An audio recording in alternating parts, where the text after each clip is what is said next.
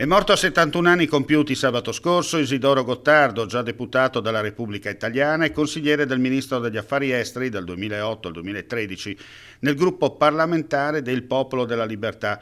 Fin da giovane aderì alla Democrazia Cristiana, con cui diventò consigliere comunale di Sacile nel 75, ruolo che ha ricoperto interrottamente fino al 2018, dopo essere stato anche sindaco dall'85 al 93. Proprio in quell'anno venne eletto consigliere regionale in Friuli Venezia Giulia. Dopo lo scioglimento dello scudo crociato aderì al Partito Popolare Italiano. Ha ricoperto la carica di assessore regionale all'agricoltura, caccia e pesca, poi gli affari comunitari. Rieletto consigliere regionale nel 98 con il Partito Popolare Italiano, partito con cui nel 99 si era candidato anche alle europee senza risultare eletto. Nel 2003 venne rieletto nuovamente nel Consiglio regionale con Forza Italia, di cui ricoprì anche l'incarico di capogruppo.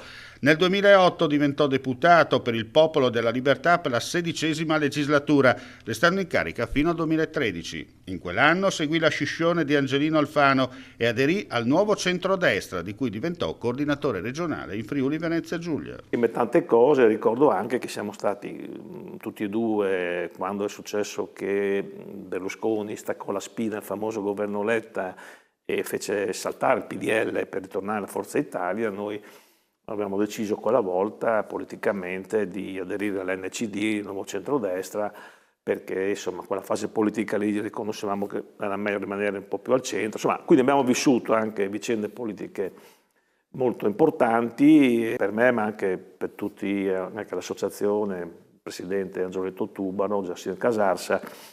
C'è un grande, insomma, è una condoglianza anche alla famiglia e soprattutto ai figli.